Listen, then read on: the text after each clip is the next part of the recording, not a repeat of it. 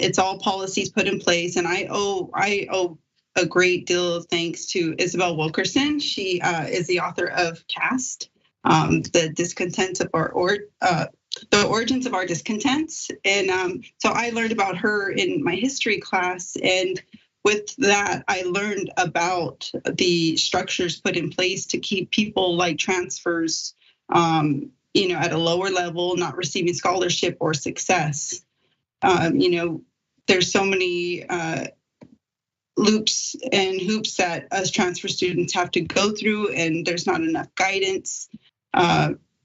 Whittier welcomed me and they said, hey, we'll take all your classes. And people are aware that some UCs won't take certain classes, but we'll take all of them, we'll take your money too, but we will not let you have these honors. And I think it's time that Whittier, which is an amazing school, has amazing students and professors, tear down these walls that are suppressing students like myself. And there's so much more background to it. 80% that go into community colleges say they want to get a bachelor's. 30% end up going to a 4-year college, and only half of those actually attain their bachelor's degree.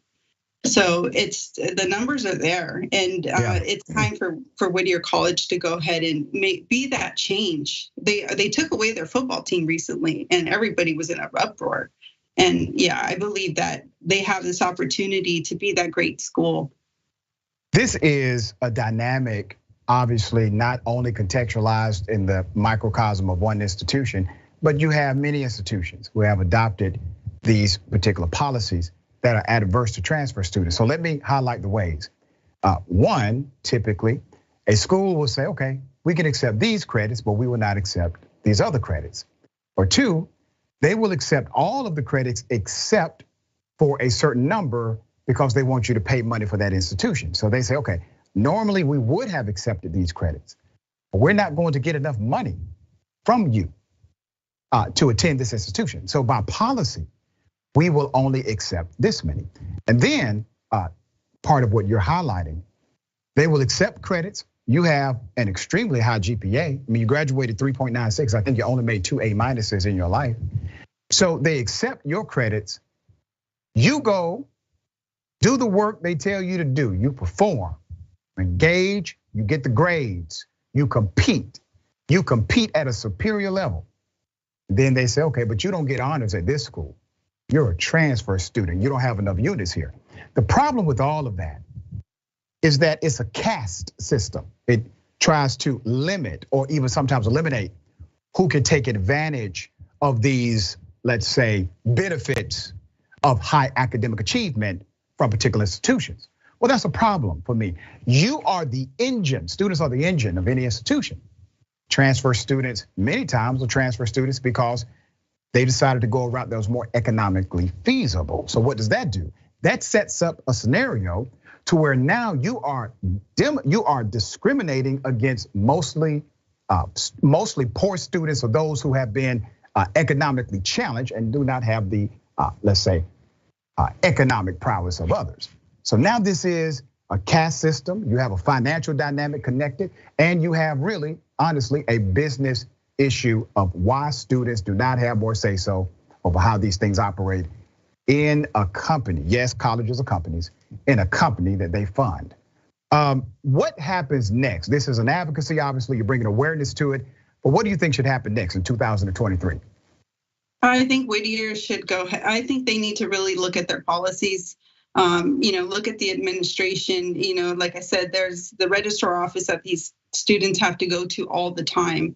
And they see these problems, but it's the higher ups, the hierarchy that is in charge when it's really the, let's say, like if it was a doctor-nurse comparison, the nurses are constantly with these patients, so you got to have these administrators that are closely, connected to these students and say, hey, these kids keep coming at me saying they want their, where's my honors, and they're not getting it.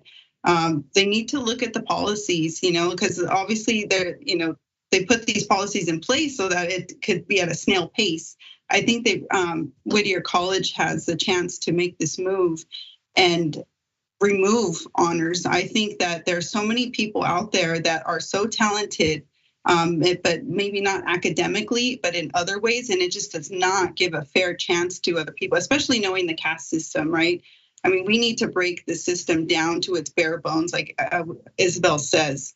Yeah. And I encourage everybody to read that, and you'll understand why these policies are put in place to suppress students like myself. Yeah, go ahead. I just quickly, we have 1 minute left and I want to get this question on record. Are there professors, administrators at your former institution who support you? Yes, definitely. Professor Gelberg, I got Professor Hanlon, they all listen to me, and they, I believe that change is coming, but I think that, once they do make that change, I'm pretty sure you'll give an update on that and say, hey, look at this school. This school is making a difference, and it's gonna transcend. It's gonna transcend all over the world, and realize that these institutions are, you're exposed now. Yeah. To the board of trustees, your alumni speaks. You should listen, because they are the ones who will ultimately fund the institution by way of contributions back to you. The worst thing you want to do is disenfranchise those who graduate from the college that you oversee. My dear sister, thank you so much. Tell people how they can follow you, check out your work. You can find me at The Left Hand Gal on YouTube, Instagram, and Twitter. I love you guys. I love the team. Alex, Jordan, everybody, Dr. Ritchie, all the team behind the scenes. You guys are awesome, and the audience is awesome. I always read your guys' comments, so please follow me at The Left Hand Gal. Thanks, guys. We love you back. All right, so glad you did this. Okay, remember, take care of yourself, take care of each other, take care of the planet. Remember, the truth is always indisputable.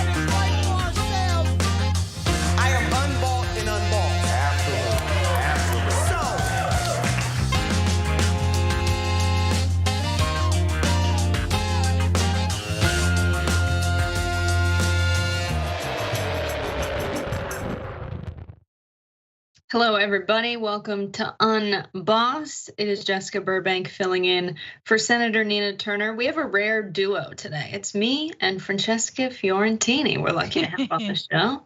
Yeah, and we're matching. We are indeed. So good to be on with you, Jessica. Very, very excited.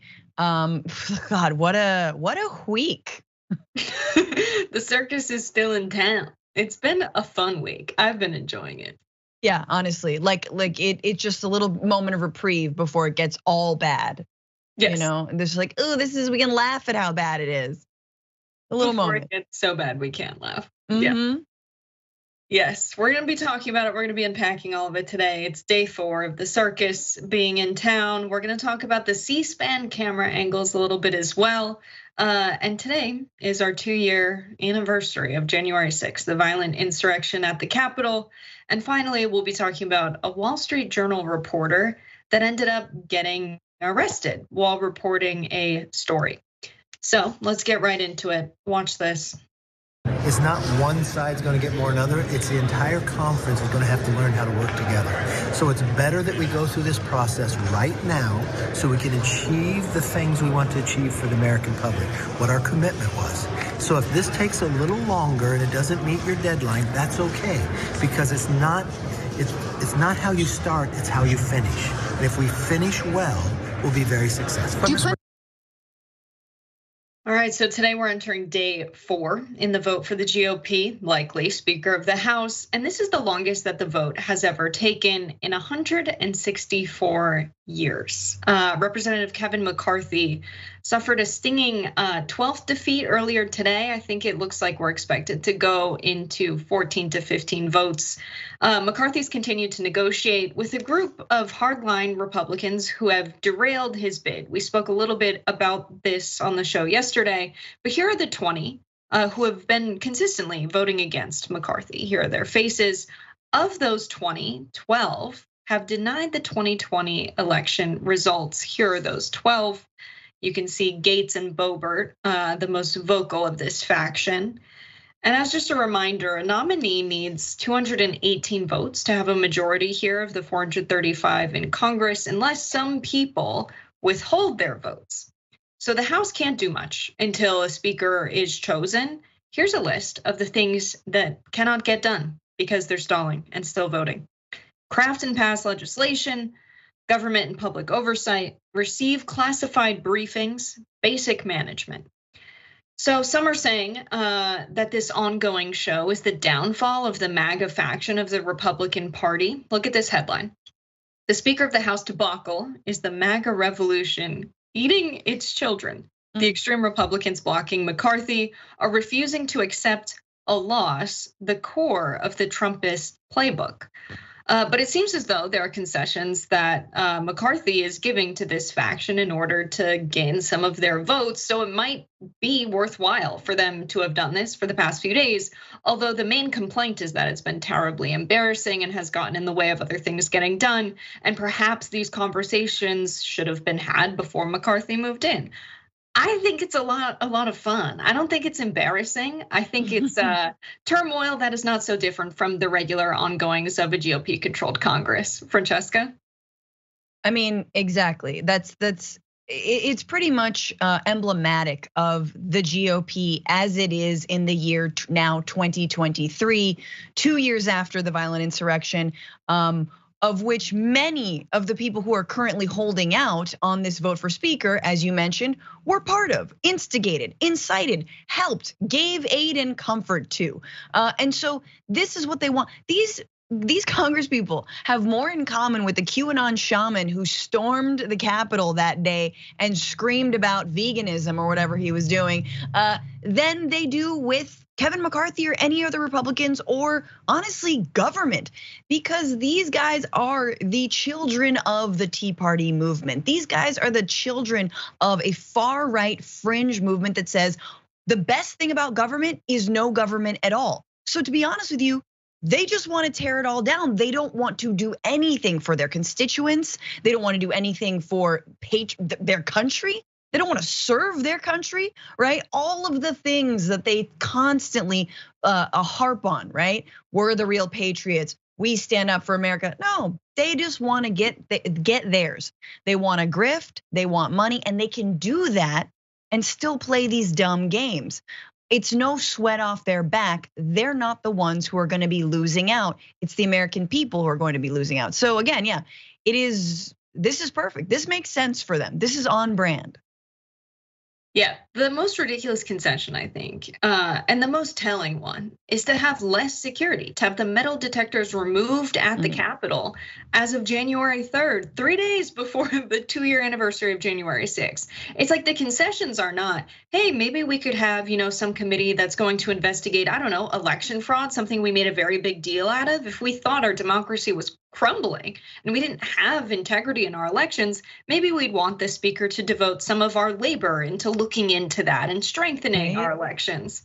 Instead, what we want to have happen is less security. It's exactly what you said, so that they can take over the government and have no order. Yeah, and look, he's picking them off one by one. It seems like there was a 13th vote, and it did fail, but failed by less. So now there are 5 holdouts. Some of the people from the Freedom Caucus who came over to finally vote for McCarthy include Scott Perry of Pennsylvania. This is a guy who made Donald Trump and his DOJ investigate Italygate, supposed Italygate, where satellites in Italy were flipping votes for Biden, right? Like, this is a guy who then floated Jeffrey Clark, who was some random numbnuts in the DOJ, floated him to be installed as Attorney General on on the eve or a few weeks after the insurrection, or a few days after the insurrection. Like, these are nut jobs. And so yes, they're coming over. It's looking like Kevin McCarthy will be speaker. But man, that quote of "it's not how you start, it's how you finish." No, it's the whole thing. And in this, it is this process. The fact that you couldn't whip these votes immediately shows you do not have power. And the fact that you're giving out these concessions that ultimately mean nothing at the end of the day, although might get people killed if they're allowed to open carry in Congress. It looks terrible on you as an entire party. So I know that the MAGA folks, the insurrectionists, they think they're doing a good thing. They think that this is strengthening them. Kevin McCarthy knows it's not. He's just painting it as it is. But ultimately, on a wider lens, they all look silly, and their whole ass is being shown, and everyone can see it, including their own voters. Yeah, we all thought that we were going to get some joking names thrown out for speaker. That's been the running joke throughout this whole thing is, we should nominate X, Y, or Z person. But then when Matt Gaetz actually went so far as to nominate Donald Trump, I didn't take it seriously at first, but he did it more than once. Let's watch a video of Matt Gaetz nominating Trump. Gaetz. Donald John Trump. Trump.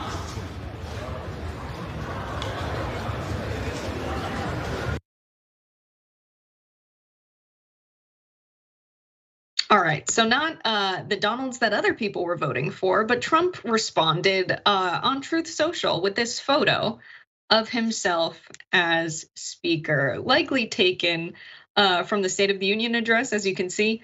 But yeah, what a situation of Trump saying, it's a joke. I could be the Speaker of the House. We covered the legality of this. It's not really explicitly stated in the Constitution that it has to be someone who's an elected member of Representatives to be Speaker of the House. It isn't in the Articles of Confederation. It's implied that it should be a speaker because it's so outlandish to assume that, I don't know, someone who is not elected as a representative could lead the body.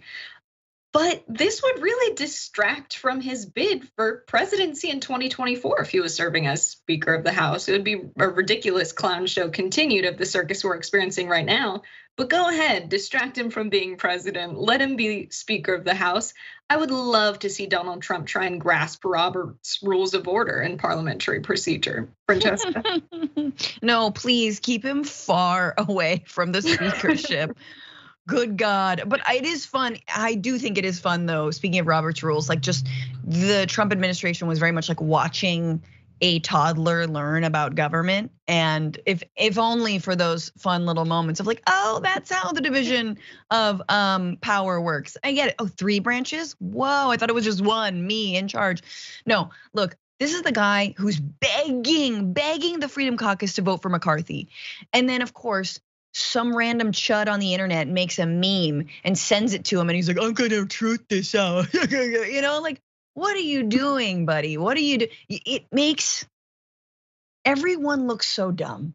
And you can hear it in Sean Hannity's voice as he like goes and spars with Boebert, right? Over how dumb it makes the right look. Like, honestly, it's fitting, right? That this is 2 years after January 6th, because that made the right look terrible. And this also, it shows you, okay, so what we believe in basically is violence. We don't really believe in government. We're taking a piss out of all of this.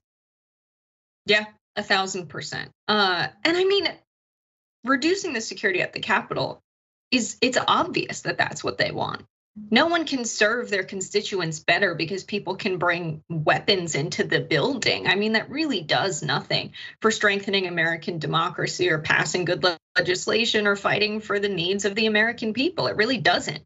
But these factions in the Republican Party are the result of them saying, you know what, if we have this white nationalist who's quite good at taking the fear in the United States and fomenting hatred out of that, and then taking that momentum and turning it into votes and political power for the Republicans. I mean, because they haven't had a platform, a policy platform that has made people vote for them, and they've instead taken this path, they've gotten themselves in this situation. And it's interesting to see people like Hannity running cover and beefing with Lauren Boebert on live television, because it shows that they really are trying to backtrack because they see themselves becoming fools. Because there are people that never pay attention to American politics that on my timeline are now talking about a procedural vote for speaker in Congress. Like, these are people involved in relatively boring aspects of American politics that usually don't pay attention.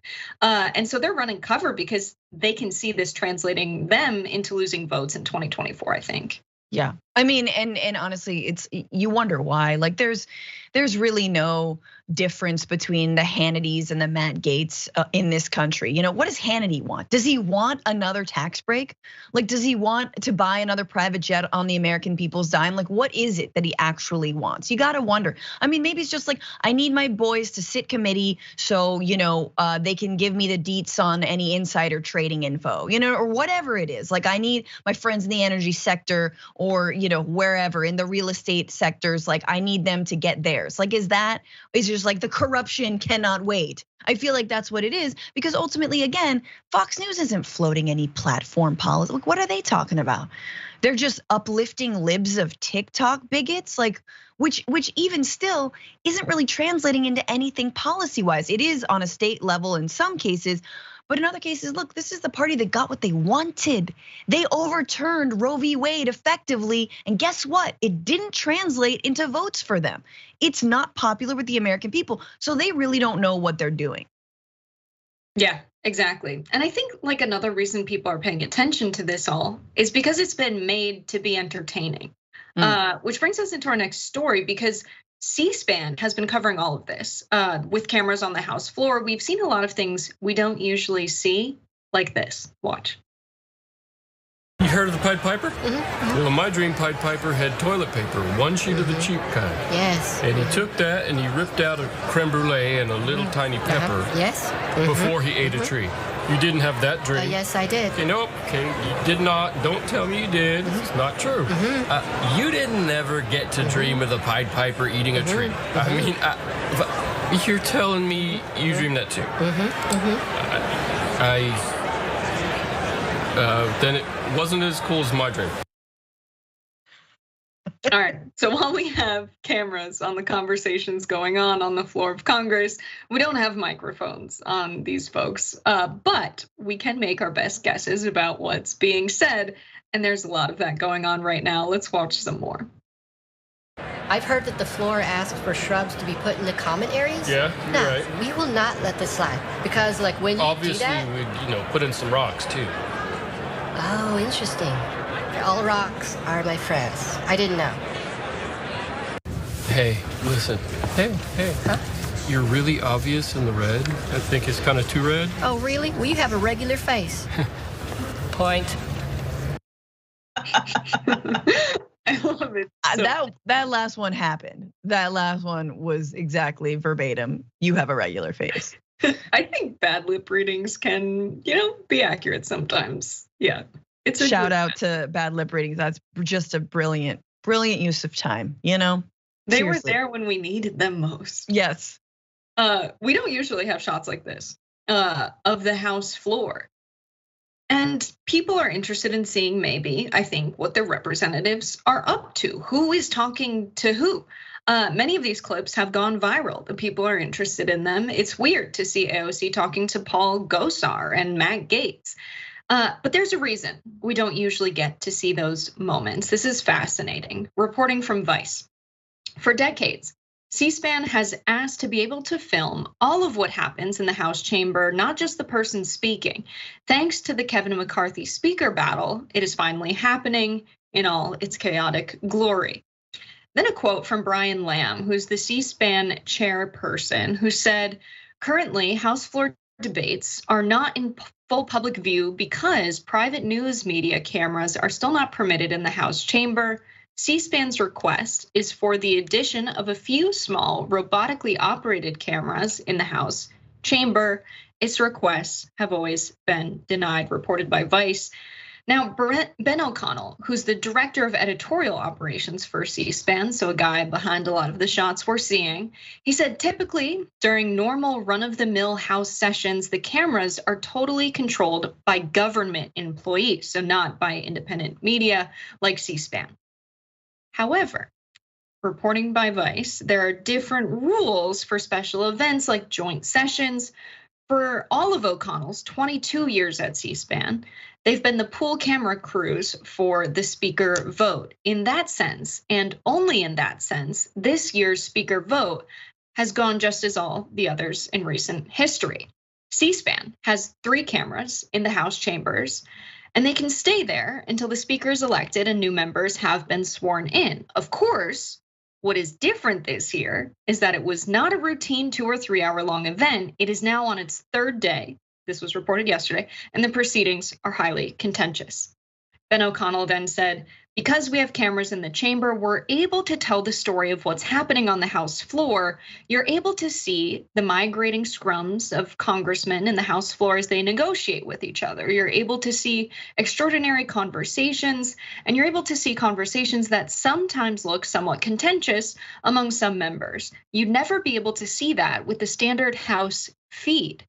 And because we know about some of these conversations that are happening, that are heated, or just people you wouldn't expect to be talking to each other in this moment, we can ask about them, which is exactly what The Intercept did. So Alexandria Ocasio-Cortez commented, she said, McCarthy was suggesting he could get Dems to walk away to lower his threshold. And I fact checked and said, absolutely not. So here you had McCarthy lying to Gaetz and Gosar saying, we could get them to lower the threshold, which he asked AOC about. She said that's not true. That's a really interesting conversation. And to know that party leadership is lying, AOC had more to say about this. She did an interview with MSNBC where she elaborated on these conversations she's been having with some of the members of the far right faction. Let's watch. And some of us in the House of Representatives are independent in certain ways from our party. And I do believe that in some of those conversations, there are things that are happening on the floor. These machinations are happening on the floor. And sometimes the leadership of your party, in this case, the Republican Party, will be making claims in order to try to twist arms and get people in line. And a lot of times, information and truth is currency. So sometimes to be able to fact check some of the claims that McCarthy is making, whether Democrats are going to defect or not, et cetera, is important in order to keep him honest and to keep people honest in general. So thanks to these cameras, we know more about what our representatives are doing. That's good for democracy and transparency and blah, blah, blah. But more importantly, it's great for memes. Let's look at this photo. To me, this looks like a Renaissance painting. Stuff like this is brilliant. Look at Gaetz in the front, AOC having a heated convo in the back. Santos is in the mix. I think it's brilliant. Santos, yeah, that actually, he photoshopped himself in. He was not there. My favorite is this one of Santos. He's staring directly down the barrel. Beautiful. Yo, Santos is making sure he is just like, someone needs to give him $20 to go get some snacks and like just be gone for a little bit. It is not a good look. But the Santos story also, like the fact that that's sort of the undercurrent for this week and that it's still going. Because when the Santos stuff broke, I was like, this is gonna blow over. No, it's there, and so is he. She's like, when's it my turn?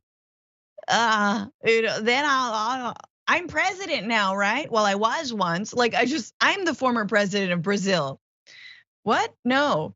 It's just so good. But I will say, I do think C-SPAN is, first of all, loving it. This is like when, Law and Order TV, or what was it like? Yeah, Law and Court TV during the Johnny Depp Amber Heard trial. It's their moment, okay? And it is nice that we see finally these camera operators are allowed to film what's going on. We can see how people are treating one another. We can see whether or not Democrats even talk to Republicans at all. And it is interesting that you've got Gates and Gosar especially, who've openly said horrible things about AOC. Gosar's account once tweeted a video, he was censured for this, tweeted a video of AOC being murdered, and there he is sitting there talking to her about, his dream about the Pied Piper. No, obviously talking to her about who knows what, but her face is like, fool, you put a death wish out. You put a hit out on me. I'm not talking to you. What are you saying to me? What is he possibly saying to her, Jessica? Yeah, I mean, he could have been another one of the guys that was just asking, like, does McCarthy actually have some of you saying you're gonna flip so that I get the majority? It could have been a question like that. I don't know what someone like that talks to AOC about. And it was an anime video as well. And there's no chance that Gosar found that himself. It was definitely one of the younger guys on his team that was like, can you please tweet this out? You would get so much recognition for it publicly. I swear this will land on the internet. But it could get him in some hot water because it was very clearly a death wish. And so it's like, you're forcing people on opposite ends of the political spectrum to work together because the establishment is just lying to you about what their hand is. And that's the state of American politics.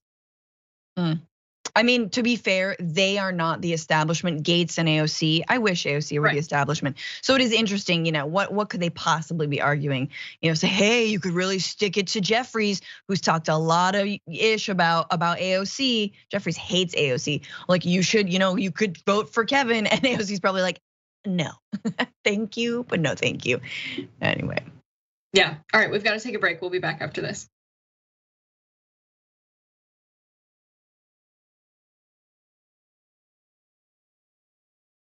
Welcome to Indisputable. I'm your host, Dr. Rashad Richard. We got a lot happening today. But what do we do on this show? We tell the truth. You know why we tell the truth? Because the truth is simply indisputable. Rashad, great to be here. Congratulations on the new show. And I gotta let everybody know that Rashad and I go way back. Here's the pattern that we see in all of these Karen stories. They think they own stuff they do not own. Now, where does that come from? I don't know, maybe slavery. Maybe they think they should still own black people. This is what happens when Karens weaponize the police.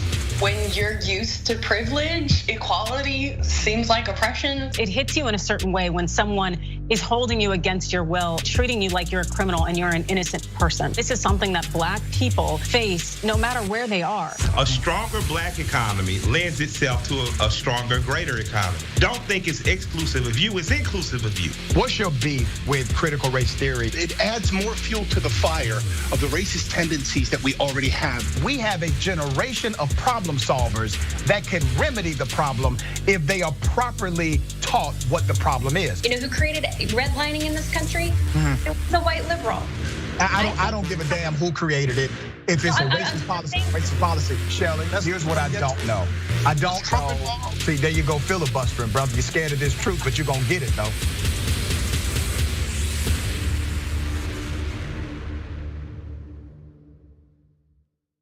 Climate is changing fundamentally, extremely, and non-linearly. It's becoming worse now. It's not when the levees burst that is the problem. It's in the anticipation of that. So I hope every human being is safe. And by human beings, I do not include multinational corporations, especially the ones that started climate change in the first place. What we're currently doing right now in cutting emissions is clearly not enough. There will be ramifications to what Trump is doing. I don't want people to suffer, but I feel like there's going to be a lot of suffering because we have an imbecile as our leader.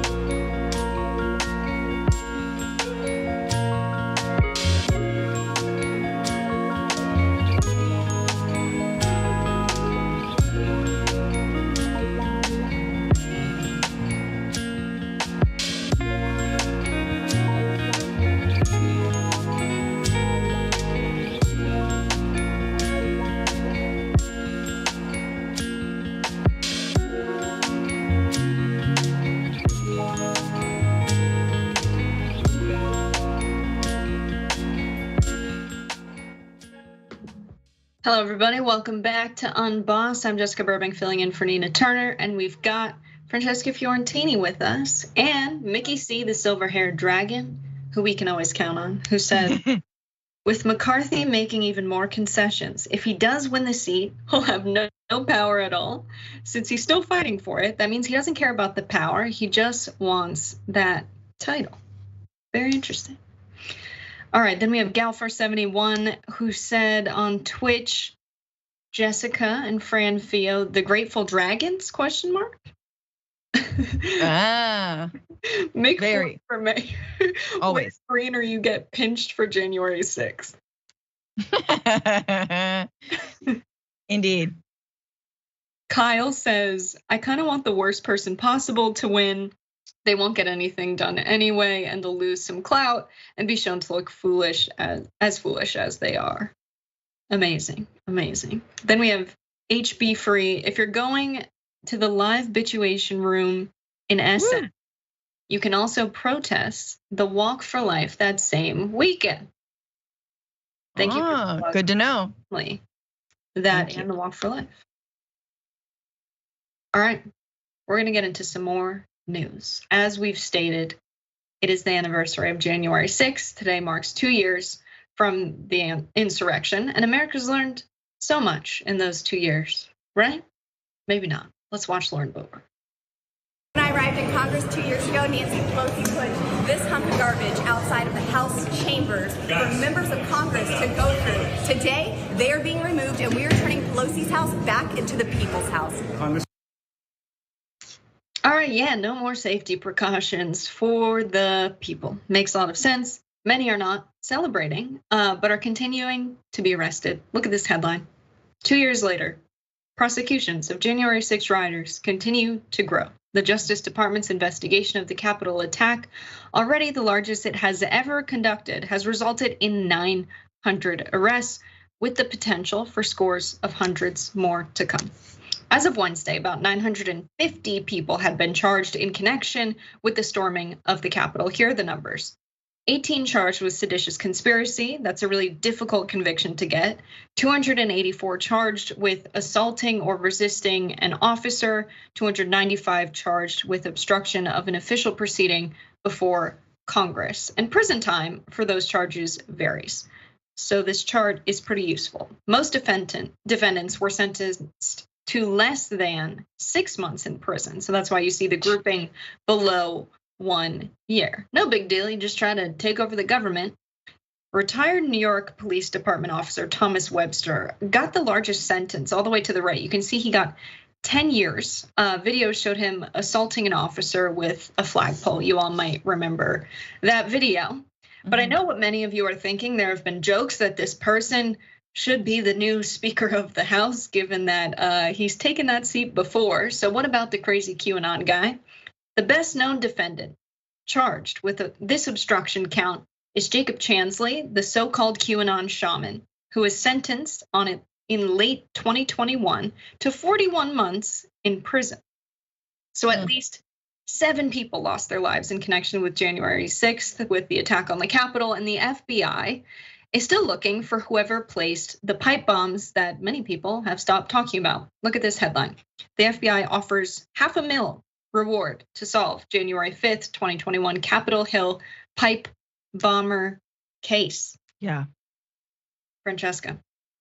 No, I mean, it's incredible that we aren't talking about that every single day. Again, shoe on the other foot, imagining if these were, if the picture that the right paints of the left, of the Black Lives Matter movement, if it were a fraction of that, right? If for some reason, these were Medicare for all, climate justice, racial justice protesters, the amount of time they would be hit with, who the felonies, the amount of the never being able to hold a job, the losing all their current jobs, losing their businesses, not being able to vote, all the things that come along with it, obviously, it would be insane. We have to constantly remember that. Look, I think it's important. 900 plus people were charged, great. 18 on seditious conspiracy. I'm pretty sure everyone wanted to overthrow the government. But the bigger story here, and I know we're gonna get into it, is that none of the goons who are actually sitting right now doing F-all in Congress, who were supplying and fueling and inciting that very riot, none of the elected officials have been brought to justice at all. So yes, you have these low-level, poor folks who honestly, had been duped. A lot of them truly thought the election was stolen. Some of them were organized militias, as we saw with Oath Keepers and Proud Boys, etc. But it is just incredible to me. I feel like it took maybe a year for the shock of January 6th to wear off. And thank God at least the panel wrapped up the January 6th committee, and I think that was important for them to reach a deadline of, hey, let's at least not go past the 2-year mark here before we collect all this evidence and present it to the public. But still, the fact that no one higher up has been held responsible or held accountable for their actions is mind-boggling. Yeah, I think Donald Trump, at the very least, not being charged is the most insane thing. He should have been the first guy that they got, and he would have been an easy get on seditious conspiracy, as he was the leader of the insurrection. I mean, to have your Secret Service be aware of what's about to go down, be aware that these people are trying to bring weapons, and for them to reroute your vehicle so that you don't go and join the mob, because you very well know that there are people there with weapons, and you encourage them, and you don't call off this mob of people attacking the Capitol. I mean, there's nothing more obvious than that for seditious conspiracy. He incited an insurrection, and Merrick Garland has no backbone for him to wait until Donald Trump announces his bid for the presidency to say, you know what, now it's not under my purview. It seems like politics if I investigate this now. Dude, you had so much time to investigate the president for seditious conspiracy. You decided deliberately not to. And we can theorize the reasons why they didn't. And I think a major one is that they're afraid of what would happen if they did. They're genuinely afraid of the fascist and white Christian nationalist uprisings in the United States. And they are very quick to send the National Guard in when it's something like Standing Rock. I think that's a really good point, Francesca. The government treats fascists very differently from anti-fascists. Yeah. I mean, and also one thing with the National Guard in this case was, one thing we learned was that the National Guard was not sent in because the fear was that Trump would use them to actually be on the side of the seditious conspiracies, on the side of the rioters, and not protect the Congress people from the rioters. So I mean, that is just, but you're right. The real question is, will Merrick Garland charge Donald Trump? And also, how scared are you? They admit they're scared, but they need to start talking about it more. It can't just be who planted the pipe bomb. Every day we should be talking about who planted the pipe bomb. Yeah, so true. All right, we've got some more of the everyday kind of fascism in the United States, the kind of fascism that takes place by the hands of the police when they are conveniently sent to do the bidding of big banks. Let's watch this. I told you I would voluntarily leave. I heard him say he was gonna leave. This is ridiculous. He's a reporter, and I heard him say he was gonna leave. Yeah, I told you. I didn't realize I was on public property. I will leave. I'll walk away. He's also doing literally nothing, like nothing wrong. No, he said he was gonna leave. You did not need to cuff him. You absolutely did not need to cuff him. Hey, what's your name so I can send this to you? Dion Ramon? Okay.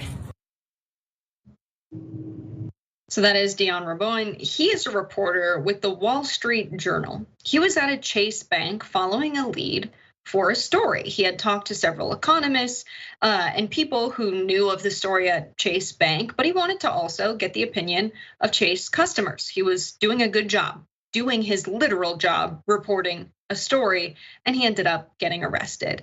He says he was never asked to leave, but when the police showed up, he told them he was very willing to leave.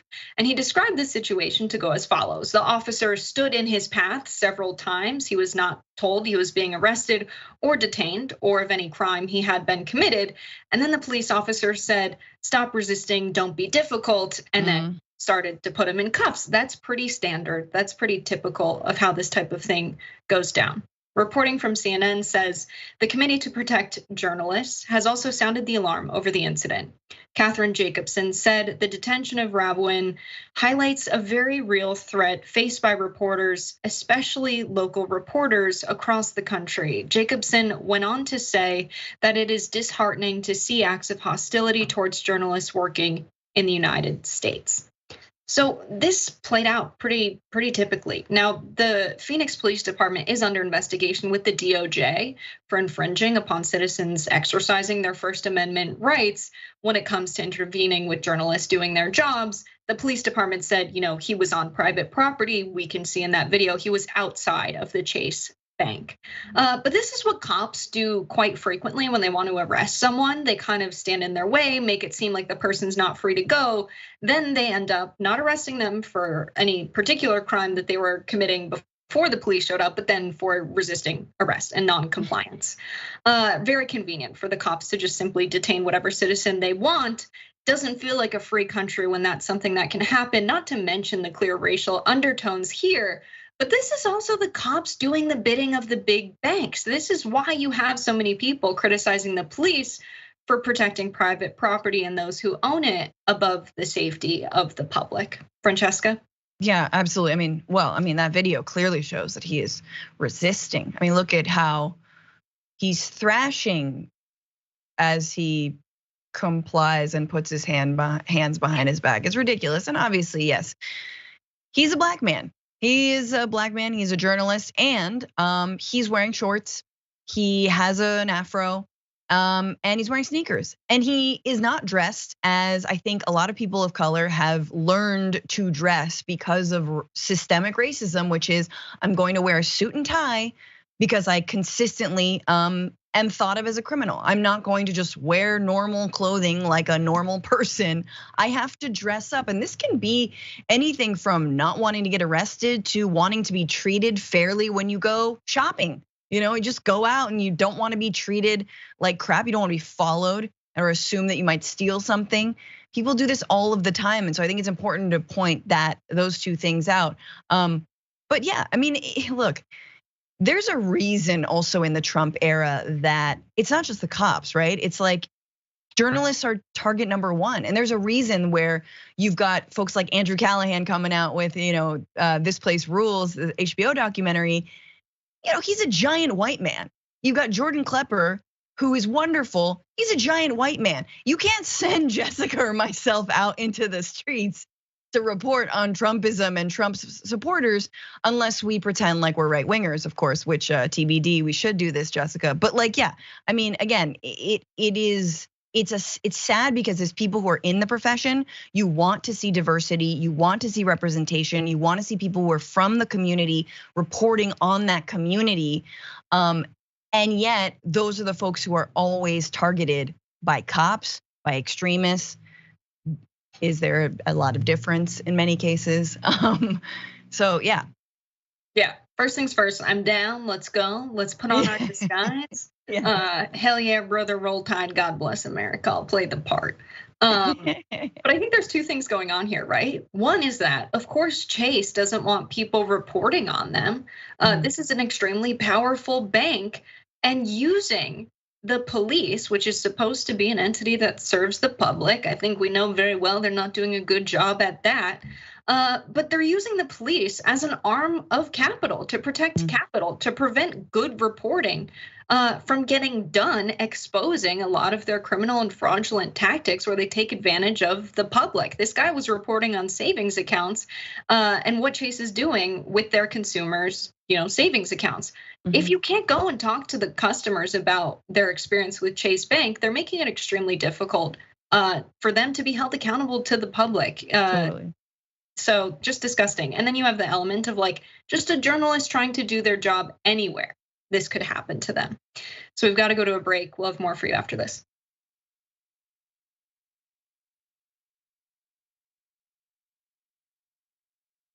Indisputable has been named the fastest growing news TV show in the United States of America, compared to all shows on CNN, MSNBC, Fox News, and roughly 30 others. What do we do on this show? We tell the truth. You know why we tell the truth? Because the truth is simply indisputable. Donald Trump radicalized citizens. He's the chief terrorist. Republicans still want you to think that critical race theory is the greatest evil that can happen in K-12 education.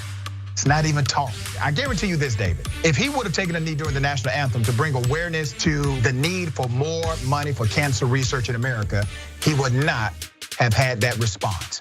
It was the fact that he took a knee for black folk and brown folk. You rather pick the voters because you're scared of the voters picking the politicians. It frightens you. But we coming.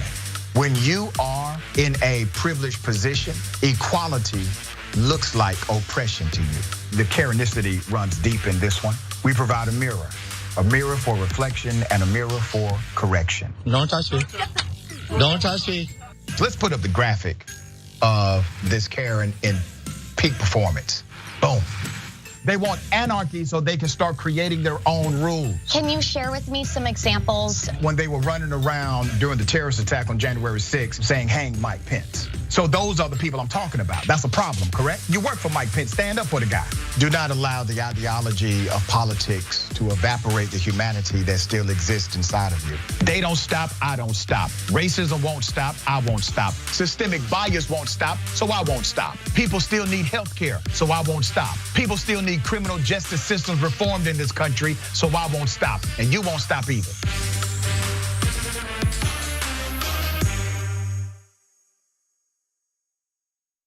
Hello, beloveds. I have a big announcement. I'm launching a new daily 1-hour show with the Young Turks called Unbossed with Nina Turner, starting October 17th. We are going to be taking on corruption in all of its forms, whether it's big money, big pharma, the injustice system, the establishment of both parties. All that we love is on the line. They keep coming for the people, not serving the people. Now we're coming for them. Anytime anyone, anywhere tries to take power from the people, that is where we will be together on Unbossed. And not only are we gonna take on these people, we're also gonna have a little joy while we fight. What is life without having some joy? The channel's already up, so go subscribe now, yes, right now at youtube.com/unbossed, TYT.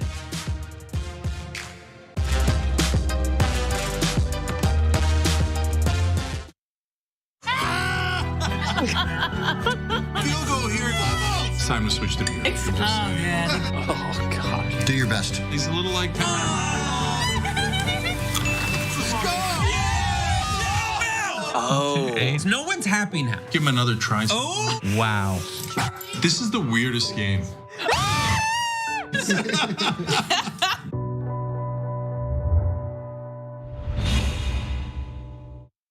We've been around for about 20 years and we have about 20 billion views. Am I proud of that? Hell yeah, I am. We put out 20 billion messages in a bottle. Have we helped to move now 2 generations, millennials and Gen Z, to become progressive?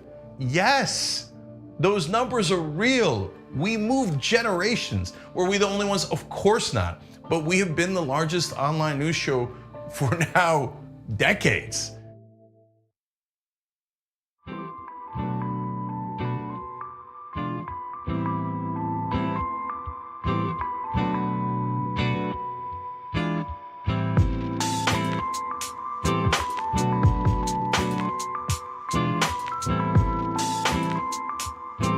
What's up, everything? Welcome back to Unbossed. I'm filling in for Senator Nina Turner, Jessica Burbank, and Francesca Fiorentini, and Mo Fury. I think you'll like this one. Lauren Boebert talks like she's trying to upsell you on a hot tub to go with your new above ground pool. Sold. That's talk like that. Yes, and like no, don't throw shade on the above ground or the hot tub. I think that is that's far above Lauren Boebert's level. Again, she did the Shooters Grill, y'all. Shooters Grill on Twitch. Purple Linus, I love this. They've been subscribed for 5 months. Wow.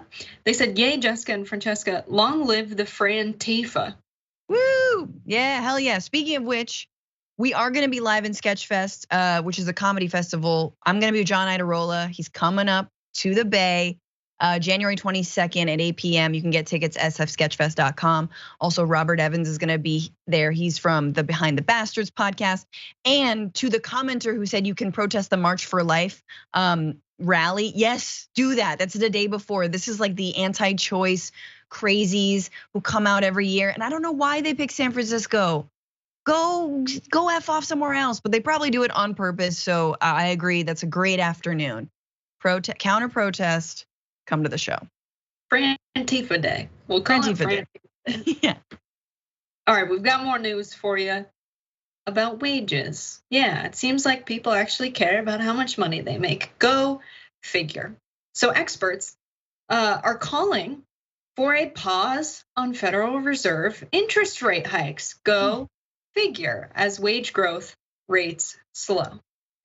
Here are the details, reporting from Common Dreams. According to the new figures released by the US Labor Department, wages grew at a slower than expected rate of 0.3% last month. And November's hourly earnings number was revised down from 0.6% to 0.4%. Job growth, meanwhile, remained strong in December, even as it cooled compared to the torrid pace of early 2022. The Bureau of Labor Statistics said the United States added a better than anticipated 223,000 jobs in the last month of 2022, the 5th consecutive month of slowing growth. Inflation overall has cooled a little bit more than initially expected. So the Bureau of Labor Statistics said that the consumer price index rose just 0.1% in November compared to a 0.4% increase in October as inflationary pressures eased across the economy. From food to transportation to medical services, compared to a year ago, inflation was up 7.1% in November, the lowest level since December 2021. However, the Fed is not convinced that interest rate hikes are not the solution, despite this data. The new jobs data comes days after the Fed released the minutes of its mid-December meeting, after which the central bank raised interest rates to their highest level in 15 years, despite growing warnings from a range of experts about the potential for a damaging recession and mass layoffs. According to the minutes, Fed officials are not yet satisfied with the evidence showing that inflation is slowing significantly and intend to stay the course with higher rates. Central bankers also suggested they believe the labor market is still too tight and wage growth is too strong, reiterating their goal of bringing down the latter, even as they admitted there are few signs of adverse wage price dynamics. So, with slowing wage growth and increasing prices, the average workers in the United States are struggling to keep food on the table and pay their bills and pay rent, all while CEOs of corporations are raking in record profits. If the CEOs and corporations are seeing that they're experiencing record profits, that means that they have raised prices for more than necessary to account for disturbances in their supply chain that they experienced during the pandemic. They would not be seeing record profits if they had only raised prices proportionally to cover for that instability. That's very simple. In July, the AFL-CIO released a report on top executive pay. They determined that CEOs, not working people, are causing inflation. Titled Greedflation, the report shows that in 2021, CEOs of S&P 500 companies received on average $18.3 million in total compensation. CEO pay rose 18.2% faster than the United States inflation rate of 7.1%, the analysis finds. In contrast, US workers' wages fell behind inflation, with workers' wages rising only 4.7% in 2021. The average S&P 500 company CEO to worker pay ratio was 324 to 1. So while the right and Tucker Carlson will run programming about the crisis of workers' needs not being addressed in the United States of America, for some reason the solution is to never regulate those corporations and to have someone actually do something about the greed that's being exhibited by the people who are running our economy.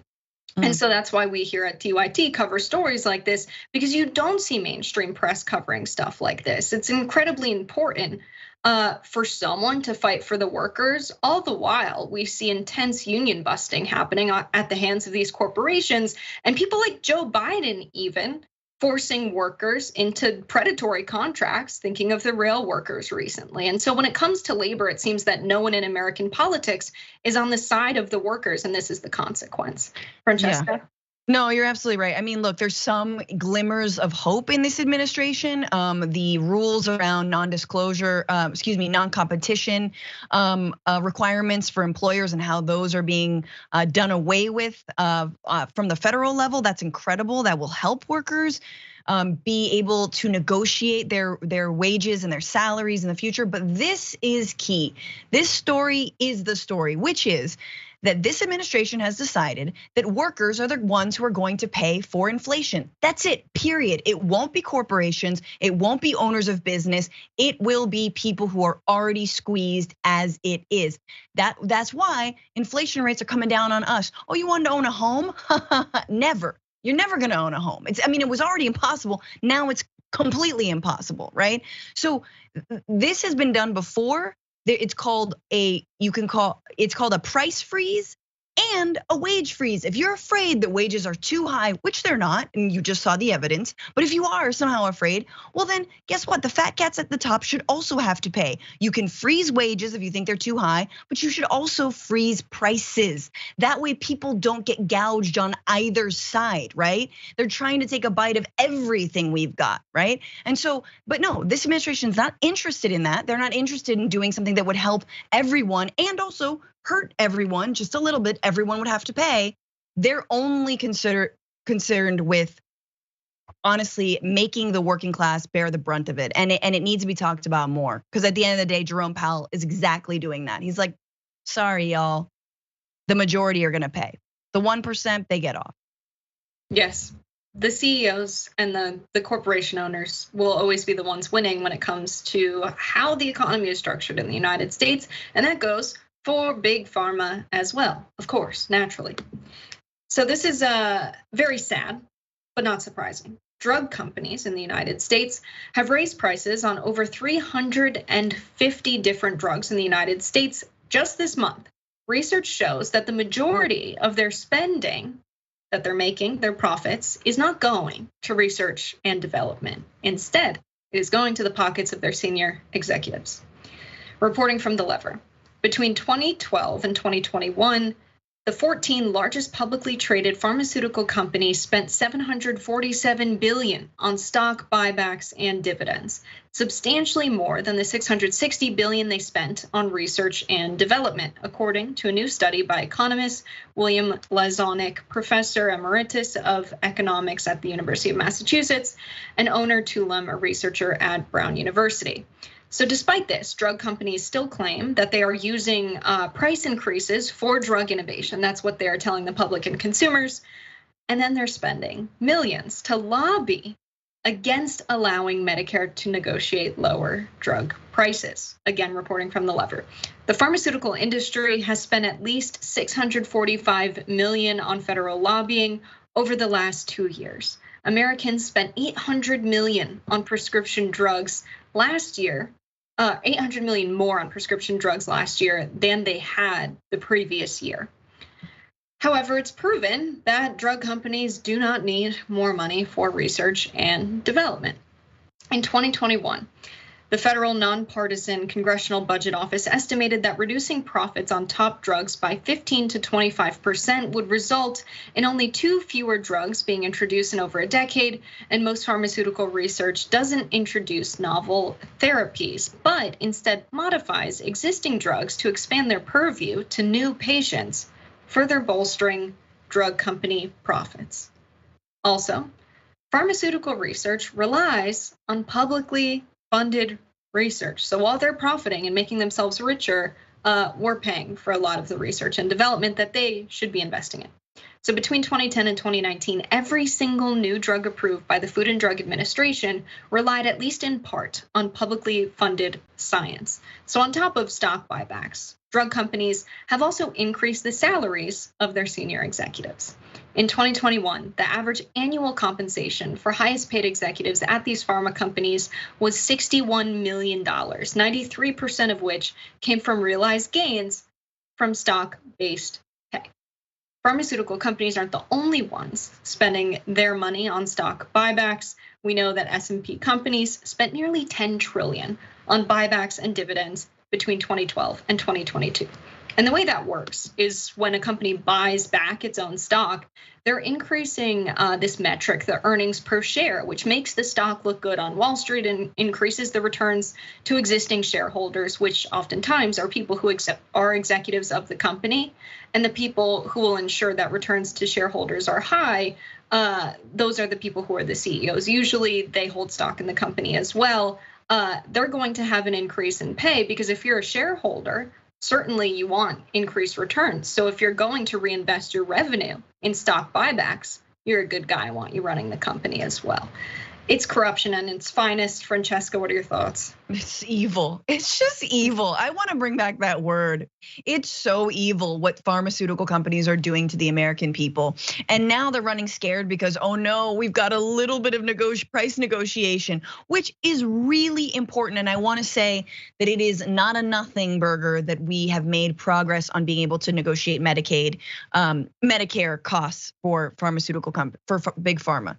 For meds, that's the word. That's really, really, really, really important. The other thing I want to mention, and TBD, we will see what he will do with this power, but our man Bernie, he's gonna be the head of the Health, Education, and Labor and Pensions Committee starting next month. So that might shift the balance. We might see what he can do in that role. The lobbyists, of course, are licking their chops. They're like, oh, which checks can I write? Here we go. How many pens? How much swag? How much Humira swag can I use to buy these people off? So it's not a fight that's over. And honestly, I think it's the most winnable of all the things that we could actually work on bipartisan legislation around. For me, it is around pharmaceuticals and it's around the price of medication. Yeah, it seems like since the beginning of the pandemic, go figure, the healthcare debate is the one that's changed the most. I mean, they're changing views on unions, right? And labor power, of course, and wages, because people realized how much they depend on corporations to survive, right? Keeping their jobs. But they also realized that tying healthcare to your employer when there was a pandemic and people were sent home and they couldn't work anymore, suddenly there was a crisis where there was a sickness you could get that was very mysterious that many people could die from that we didn't have a vaccine for. Not only did you lose your job, but losing your health insurance during the pandemic woke a lot of people up to the importance of having universal health care. And when Bernie Sanders was running in 2020, you had people like Pete Buttigieg and others saying, well, we should make access to healthcare a thing in the United States. It's like, yeah, I have access to potentially, getting billions of dollars, right? But that's not going to happen. It's not likely. Like access doesn't mean anything when it comes to healthcare. We talked about that on the show yesterday, but those kind of debates don't really work anymore on people after what they've experienced. They don't stand up to their everyday lives and the evidence that they see when it comes to their employer in healthcare. Yeah, I have access to Ryan Gosling, but are we dating? No. You're absolutely right. And it's mind-boggling that the media does not make a healthcare a point of discussion ever. rarely. I had a special on MSNBC. We talked about healthcare. It was like an hour long. It ran in the dead of night. I still talk about it. It was 2019. But on the other side of a pandemic, when Republicans refuse to fund any future like real research, no, our money is all going to Pfizer and Moderna, which by the way, their stock prices were bolstered by the pandemic and the ways that the federal government helped them create the vaccine. What are we getting in return? Literally nothing. Nothing going forward. Well, how would you like to pay more for your necessary medications that you need? There you go. Would that be good for you? All right, thank you so much for breaking this down today. It's always fun when we get to host together, which is not often. This is a rare duo, so thank you, Francesca. Do you want to remind people one last time about what you have going on in San Francisco? Oh, hell yeah. It's a live taping of my podcast, The Bituation Room. John Idarola, you heard of him. He's gonna be there. It's gonna be so fun, January 22nd at 8 p.m., which is a Sunday. And yes, Jessica, always a pleasure. I've never heard of that guy, but that sounds very fun. Thanks for joining us on Unbossed today, everybody. We'll see you back right here on Monday.